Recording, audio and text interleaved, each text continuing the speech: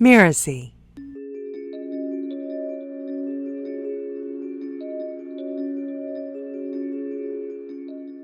And with plant medicine, I've been really circumspect about talking about it openly.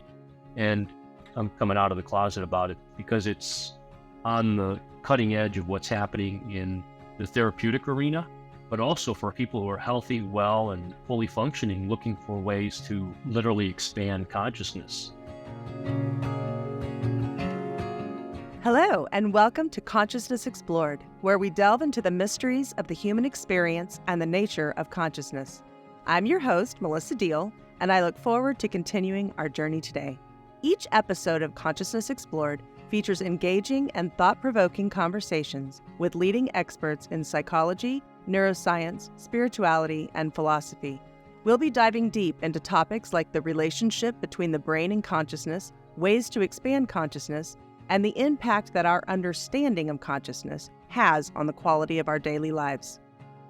Joining me for today's show is Dr. Tom Garcia. Through writing, teaching, and sacred ceremonies, Tom shares a perspective found in ancient spiritual traditions, indigenous practices, quantum physics, and matters of the heart. His work is informed by more than 25 years in chiropractic and healing arts, which provide a foundation for understanding and adjusting the expression of energy in the body.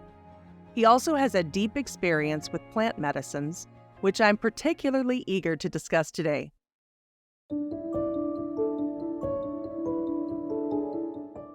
So I'm Native American by birth. It's part of my heritage, but I really didn't have any connection to my Native American heritage for 50 years.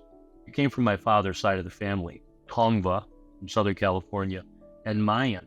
But my dad really didn't talk about it. I just knew that, he was Indian. So that meant I was Indian. Where I lived, there was, a lot of dysfunction, a lot of divorced families, single mothers, drugs, alcohol, delinquent kids. My mom and dad divorcing and the loss of that supportive environment.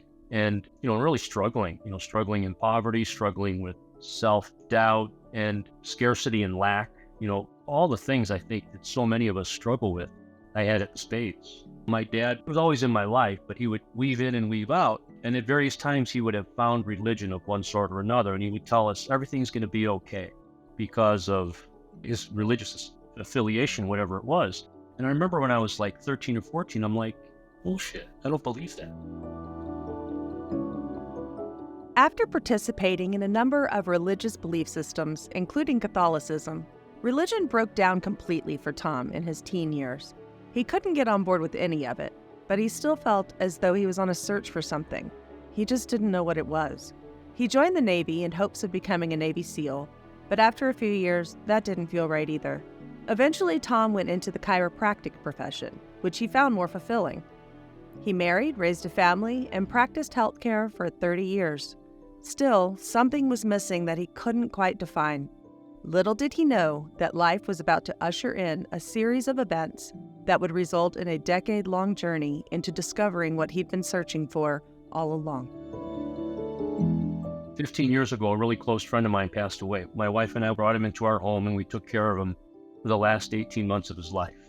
And his passing, having a close-up window on his decline and his eventual demise, his exit from life and the struggle that he had, and I was with him really close up for the whole journey, that catalyzed something in me. It was something completely unexpected. I didn't see it coming, and it was something of a breakdown for me about everything that I held to be true or to be so was like turned upside down about life, about death, about who I am, my path, my work, what I'm supposed to be doing. And it set me to the woods. I just started going to the woods early in the morning before sunrise, in the evening at sunset. And I would often stay out all night and I'd make a fire and I would build an altar, open my journal and listen. And that's where I learned how to listen. And in the listening, how I describe it is a voice came to me. It was my voice. It belonged to me. It was a voice that spoke to me even when I was, a teenager. It's funny. I may have an emotion come up. Even when I was a teenager and I didn't recognize it for what it was, but I knew it was something that was leading me out of a dark time in my life. And it's the same voice that guides me today. It speaks to me, when I say it speaks to me, It comes through my journal. It comes as a feeling, as a sense of things, as an awareness. It comes in images. So it's not just an auditory voice, like from on high. It's part of me. I was asking questions, and there were 3 primary questions, and how I describe them is that they lived at the fire. Who am I? Why am I here? And who sent me? I want to know. I'm not going home until I start getting some answers. I'm not going anywhere. And so I kept going back and back and back, month after month, year after year, asking those questions and other questions. It wasn't until I started engaging with the plant medicine that something really kind of broke through. That's what it felt like. It felt like a breakthrough. Something came through me that I couldn't have stopped if I tried. And it came through in a beautiful fire ceremony, the elements of which came to me piecemeal. And it looks very native, but I don't attribute it to any tribal affiliation of any sort. So when I talk about what I do, or when anybody observes or participates, I say this is self-generated. It's not traditional. I didn't appropriate it, although many of the elements look similar. What I want to say about that is when we get close to nature, and the plant medicine is part of nature, and it's an intelligence, and it actually induces us, or has induced me and others that I work with, to get closer to nature, to spend more time in nature, to be connected to what is most natural. What becomes available is what has always been there.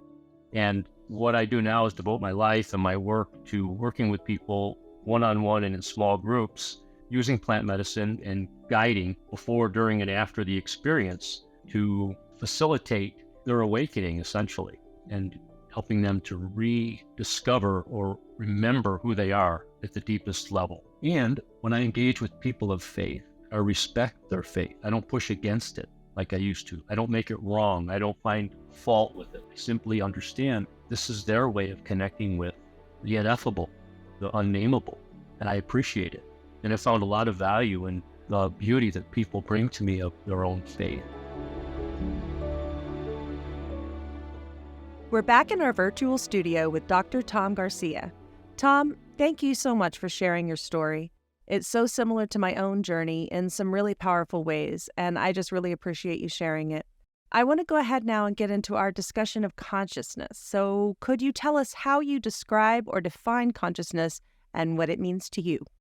So consciousness to me is awareness, and our collective consciousness is strongly influenced by the paradigms of thought of our Western culture, of religion, of social constructs. And so we're inevitably influenced by all of those influences on our own. And my work over these last many years has been to really examine my own consciousness, and with others, help them to examine their own, to see where do your beliefs come from and what fuels, for example, the ego mind and its constructs of reality, such that it turns the world upside down. And we're in many ways induced or influenced to believe some things that are true, and to really take a look at those. And they're deep and many layered when we start looking at all the different things we believe about ourselves and the way things are and how things got to be the way they are. And also recognizing and that what we focus on and give our attention to and feed expands and grows. Law of attraction at work, right? And we can look at some of the extremes of what I would say fails us when we look at the media, news, a lot of stuff on social, the narratives, the stories that are propagated through our government and through other influential bodies, big pharma, big business, and such like that, that are foisting upon our consciousness a belief or a way of seeing the world that would guide our lives. So my work has been about breaking that down, busting the system, if you will. So would you say that it's each individual's responsibility to really take ownership of their awareness, their beliefs? Because if you haven't actively and consciously determined your beliefs, then by default, you are simply accepting someone else's. So either you're programming or being programmed. Do you agree? That's a great way to put it. Because if we're not programming ourselves, the outer world will happily program it for us and telling us what to do, where to go, what to believe, what to buy, and to essentially say, I'm not buying that. I'm not buying it. I have people around me that are very much into the news and the politics and the, like not just me, but, many of us have people in our world who are watching. Like, how do you know what's going on in the world if you don't watch the news? Well, you're only watching what the media tells you, essentially what they want you to know. And so, yes, it is incumbent upon us. It is our 100% full responsibility to look deeply and to undertake the discipline and the devotion of training our own minds, which also entails simultaneously untraining our minds from what was already been trained into us, what we were born into, that we didn't have a say. We didn't have a say. We were just born into it. And so it takes decades. It truly does.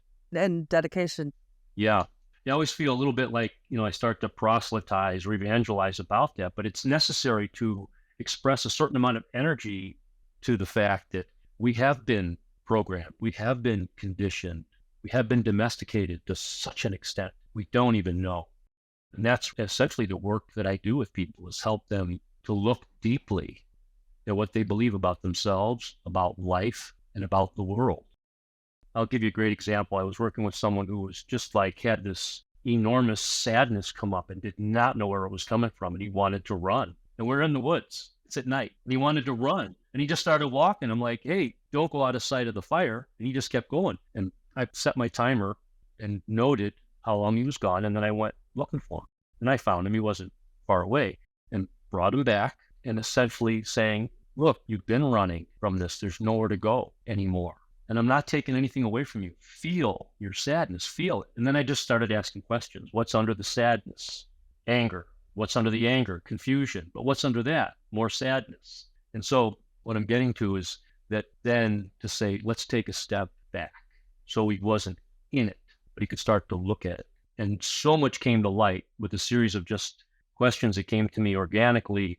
Often people will say, how do you know what questions to ask? And I'm like, well, they're your questions. You've given them to me in my listening to ask you because you couldn't ask yourself.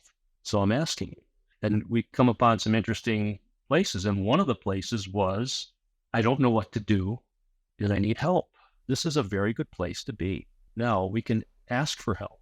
Yeah, I think that's a really powerful example too, because I notice in working with myself and other people, in asking questions, whether it's anger or fear or whatever it is, at the base of it is always some false belief about powerlessness. And we feel powerless, that comes off as defensiveness or anger or fear or sadness. But it's that, I say lie of powerlessness because I don't think any of us are powerless, but it's that kind of false belief of powerlessness. And when you can dig into that and know, what do you feel powerless about? What is it you don't know, or you think you don't know? Because I think we do have all the answers inside us.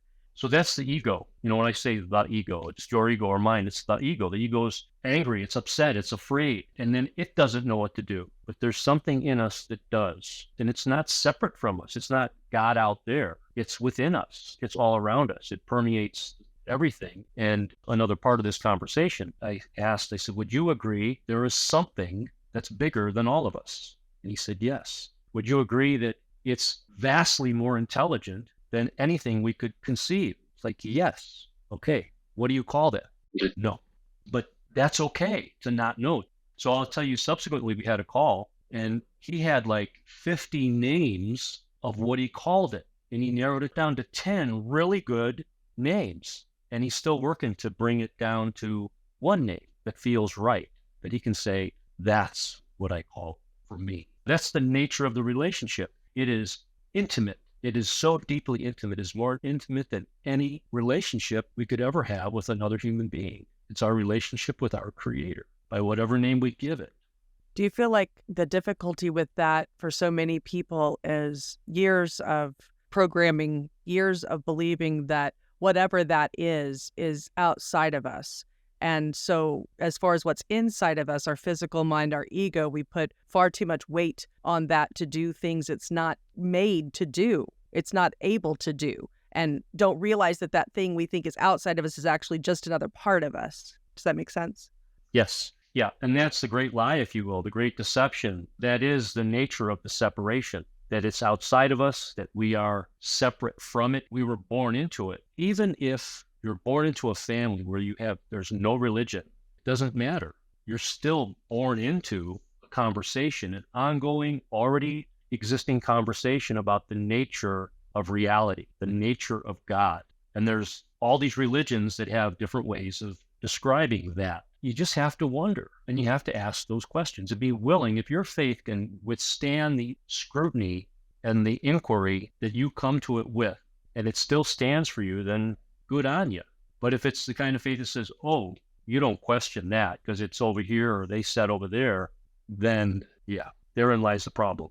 Yeah, I completely agree. Okay, so let's jump into plant medicine. I want to talk about that because I think that's a really important modality, a really significant and becoming more mainstream modality of expanding consciousness for people who don't have maybe a deep religious connection that isn't full of beliefs that aren't serving them, or for people who don't meditate, or just an opening to broader awareness. I think it's super important. And I want to hear about your experience with that when you started with it, how you use that today in your practice and with your clients, and just how you feel about it in general.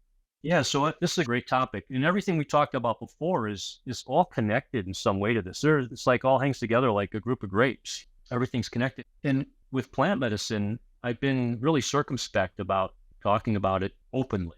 And I'm coming out of the closet about it because it's on the cutting edge of what's happening in the therapeutic arena, but also for people who are healthy, well, and fully functioning, looking for ways to literally expand consciousness. So in my initial work with it, it was deeply, deeply personal, and I could hardly talk about it. I only talked about it with my wife and very few close friends, and had no one to turn to in terms of what I was experiencing, because I was having these massive openings and incredible clarity about things and being shown things and seeing things that shed light on this reality that we inhabit. So I call it, I have a parallel universe, a parallel reality.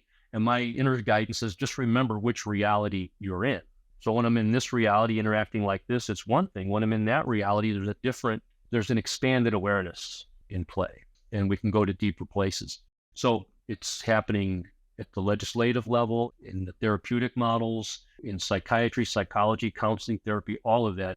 And we're finding that from research that was done in the 50s and 60s, as well as now currently in the last decade, that plant medicine, mushroom, psilocybin, ayahuasca are having enormous benefits and good results, not only with people that are suffering from diagnosable mental illness and challenges, whether it's anxiety, PTSD, or OCD, any number of things like that, but also for people who are on a spiritual path that are looking to expand their understanding of reality, of this reality. And the way I use it today, and I can say this from one of my clients, he said, for me, it's just a reset. Here's a guy, he's corporate, he's well-educated, really smart, and also sees that there's an emotional, energetic reset that happens with plant medicine. And that'd probably be the simplest way to describe what happens. It's a reset. It's hard to put into words because even for them, when they describe how it's helped them, they have a hard time describing what it's done. It removes barriers, blocks. There's openings that weren't there before, a move toward authenticity and a deeper appreciation for who they are at their core, and to be able to live from that place. Did you find a difference in your experience from your experimentation when you were a teenager and with different intentions and different questions as an adult? Oh, yeah. I do recall, this is going back 50 years when I first started experimenting. Even then, I knew there were openings happening. Like I was the guy who went home after the party and would stay up until the wee hours listening to music and journaling.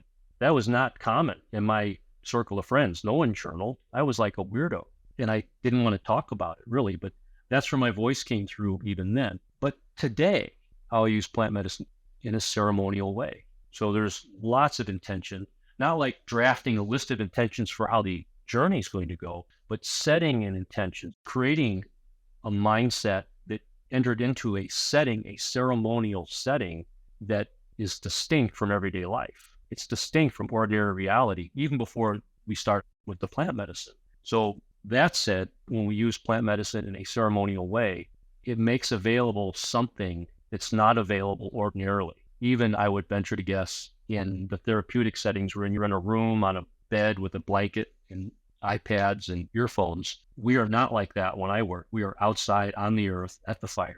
They're laying on the ground, or they're kneeling, or they're with me around the fire, having their experience.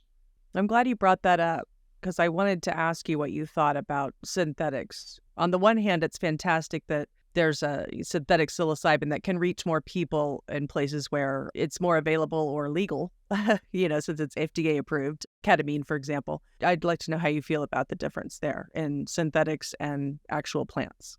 I believe that the natural organic plant is always a better choice, but I think you can make great inroads, great progress, have a great experience with the synthetics as well. So it's not to dismiss them out of hand or at any way like that. And also the setting. I think the therapists and those who create the environment for people to be in that are receiving the synthetic psychedelic do so with really great intention, with care and sensitivity for the environment so that they have a meaningful and powerful experience. And, research shows again and again, that's what happens for people. I'll tell you this, a little part of my story is that for those first 10 years that I was working alone, I did not read about psychedelics. I didn't read about ceremony. I didn't want to hear from anyone about how they did it or the right way to do ceremony or how the tribes locally did ceremony. I shut it all out because I wanted my own uncontaminated experience without interference of spirit coming through me and the voice that was coming to me. I wanted to listen for that without any outside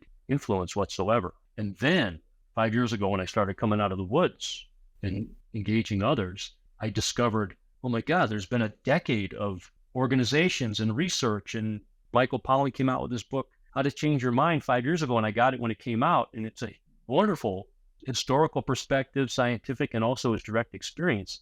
And now I have stacks of books on psychedelics and psychotherapy and finding that they're all overlapping. They're all referencing one another. They're all drawing upon some of the same resources. But also there's the inevitable and undeniable personal direct experience. And that's what I wanted. And that's what I offer people is to have a direct experience. I love that you're well educated. I love that you've read. I love that you can tell me what happens to the brain, but I don't care about that so much. And I have people like that. They could tell you everything about the neuroscience, but then never had the experience. No experience, yeah. So you have the direct experience. That's a whole nother ballgame right there. And now we can talk. Tell me anything. So direct experience, there's no substitute. Synthetic, natural, it'll get you there.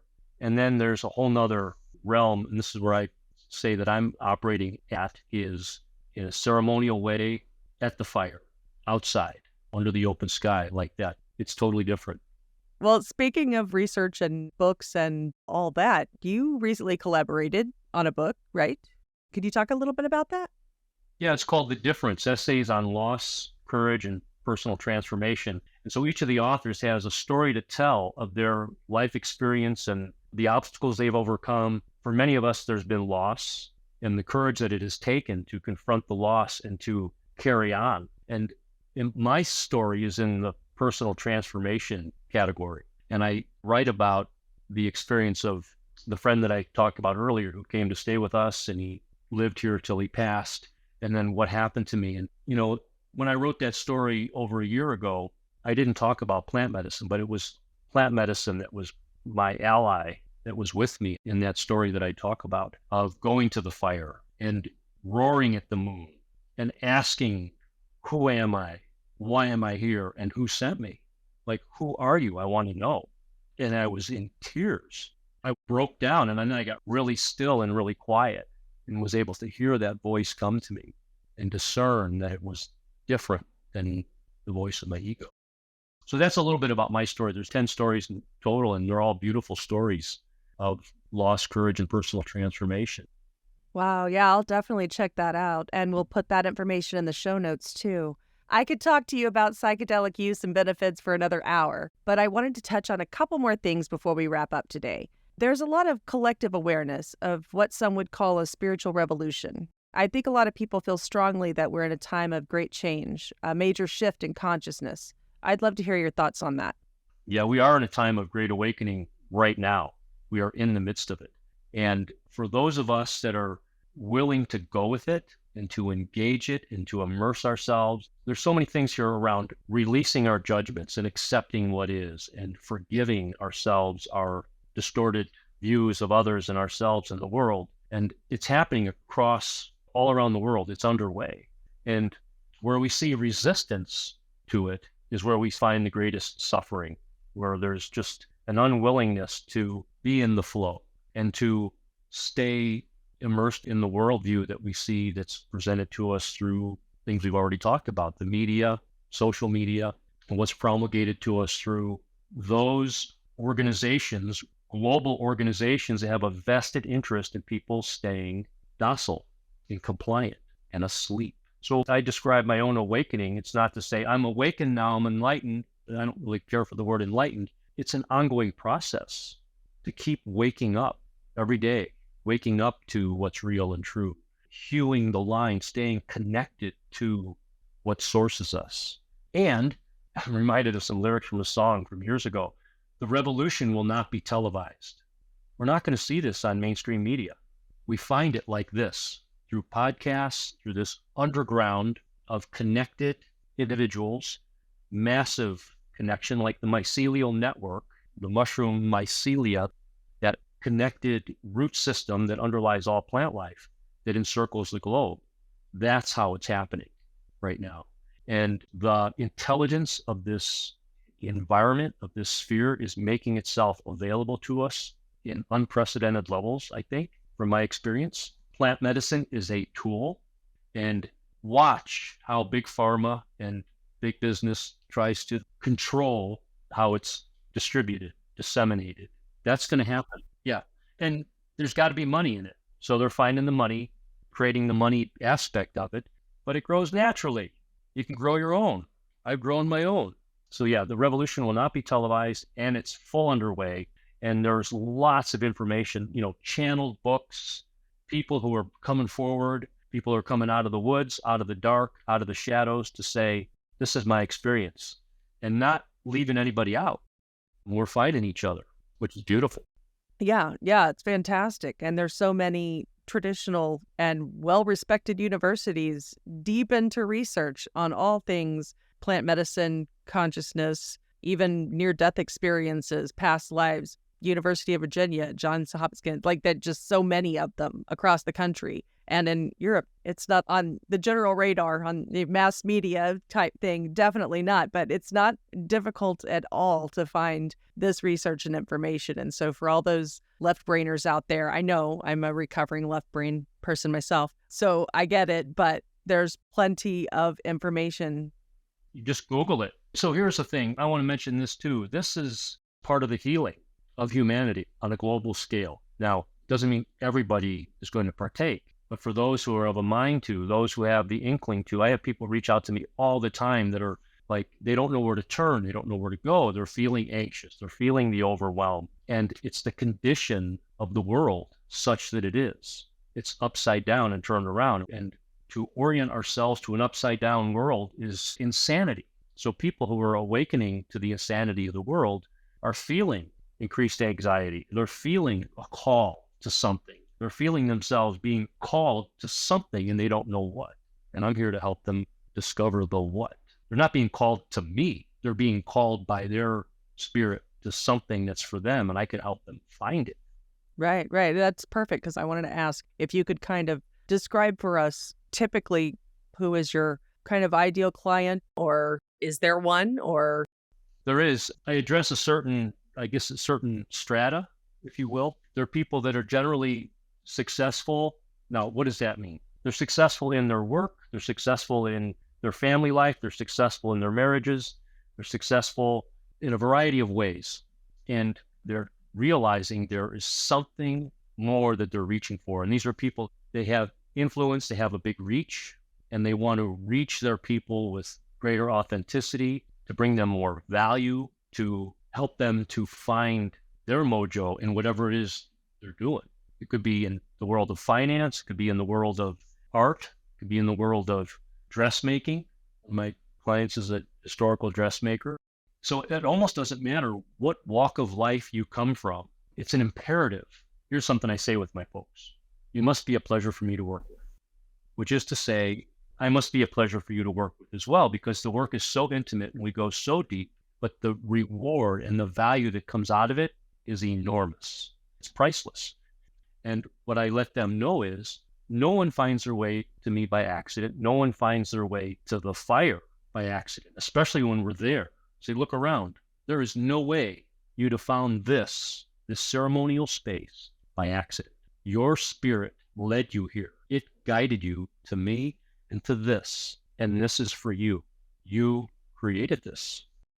So as we wrap up our conversation today, Tom, what would be one thought, piece of advice, anything that you'd like to leave with listeners concerning consciousness and the work that you do? Don't stop asking questions. Keep asking the good questions and get connected. Carve out the time and the space every day to establish, to strengthen, and deepen your connection with Source, with God, with the Creator.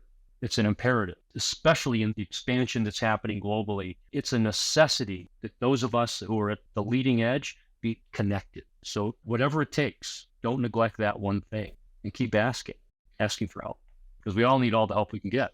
Absolutely. Tom, thank you so much for your time and generosity today. I love talking with you, and I hope we get to do that again soon. Where can listeners find out more about you and reach out to you? They can go to drtomgarcia.com, and that's my website.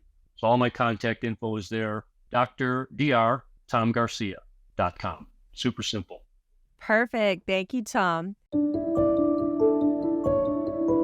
Well, stick around and I'll share my thoughts and takeaways from today's conversation.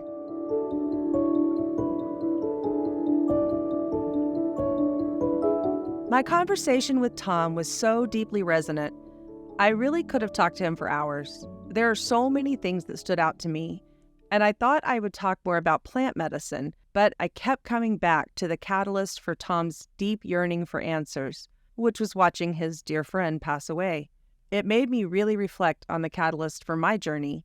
About 15 years ago, I was pregnant and nesting, as pregnant women are wont to do, moving things around and making space for a new arrival. I wanted everything to be perfect for the new little one, and I was moving around some pretty heavy furniture. That night, I began bleeding, and I ended up miscarrying. I was so certain it was my fault, and it hit me pretty hard. I was completely agnostic at the time, and I had no productive way to process that loss. So it mostly showed up as guilt and anger. In an effort to soothe me, my best friend Denise brought me a book called The Shack. I didn't know much about it, but I knew it had something to do with God. So I thanked her, but inside I thought, you're my best friend. You know I don't believe this crap. Why would you think this would make me feel better? I put the book on a shelf and forgot about it. 3 years later, my adopted son Taylor was in a car accident. It happened just 4 months after we had celebrated his 21st birthday. He was in a coma for a couple of weeks before a massive aneurysm caused us to have to make a very difficult decision. We buried him a few days later, and I did not think there was any way that I would survive that. The pain was so visceral and raw and pervasive. I went to his grave every morning after dropping the kids off at school, and I would just collapse on the ground and cry and wail. I didn't know what else to do. I didn't know where he was. Was he okay? Was he scared? Was he looking for me? Did he know how much I loved him? It wasn't just that I couldn't accept that he was no longer alive. I couldn't accept that he no longer existed. One morning I went out there, I put his favorite song on repeat, and I laid the phone on top of his grave. It was something I would do some mornings, I don't know why. As the song played over and over again, I cried out so loudly and so desperately. I begged and pleaded to him that if he was out there, he must find a way to let me know if he was okay. Suddenly, the song I was playing for him stopped, right in the middle. It was so abrupt it caused me to take a pause. As I was reaching for the phone that was still lying on his grave, a new song began to ring out. That confused me because it wasn't a song on my playlist, and it wasn't the song I was playing. But the lyrics caught my attention. Don't worry about a thing, 'cause every little thing is gonna be all right. It was a Bob Marley song called 3 Little Birds. I sat there in complete consternation, having no idea what had just happened or how it had happened. I listened to the whole song, and when it was over, no other song played. Still sitting on the ground, I tried to figure out with my rational mind what had just taken place. There had to be a logical explanation. I picked up the phone and searched it thoroughly for an answer. I don't know how much time went by, but at some point I realized that I wasn't crying. But it was more than that. Not only had I stopped crying, I felt something. I wondered what that feeling was. For the first time in weeks, I didn't feel like I was going to vomit. I didn't feel like my heart was being ripped out of my chest. I didn't feel sadness or anger or guilt. I felt quiet. I felt peace, a peace I'd never felt in my entire life. And I knew, somehow I knew in that still, quiet moment that he was okay. He was better than okay. And I would be okay too. Looking back, I can see all of the more subtle nudges and opportunities I had been granted to see beyond my physical world, all of which I ignored in my dogged insistence to deny all things non-physical. I think that's how it happens for a lot of us, whether it's death, illness, divorce, job loss, or any number of life shakeups. It often takes something truly devastating to get our attention. I don't think it has to be that way, but we as humans are a stubborn bunch. We hold so tightly to our beliefs without question, while demanding answers from a universe that can seem to us so brutally unfair. I did the same thing, so no judgment here, but I think it's time we start questioning more internally and less externally. I invite everyone listening to make a commitment of awareness to yourself. Every day, commit to taking notice of the thoughts, ideas, synchronicities, and feelings that you might otherwise ignore or brush off as unimportant. There is a part of us always trying to get our attention. It is quiet and subtle at first, a tap, a nudge, a gentle knock. If we don't answer, it becomes more. To ignore or dismiss it is to deny the very core of our being, and that will always lead to suffering. In case you're wondering, I went home that day and dusted off the book my best friend gave me a few years earlier, and thus began an ardent search for truth.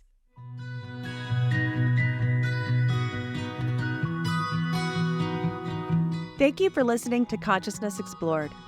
Consciousness Explored is part of the Mirasee FM podcast network, which also includes such shows as Soul Savvy Business and To Lead is Human. Cynthia Lamb produced this episode, and Michi, Lantz, and Andrew Chapman assembled it. Our audio editor is Marvin Del Rosario, and Danny Eni is our executive producer. If you enjoyed this episode, please follow us on Mirasee FM's YouTube channel or your favorite podcast player, and leave us a review. Your feedback helps us to improve the show and reach more listeners like you. I look forward to having you with me the next time for more fascinating conversations as we continue to unravel the mysteries and nature of consciousness.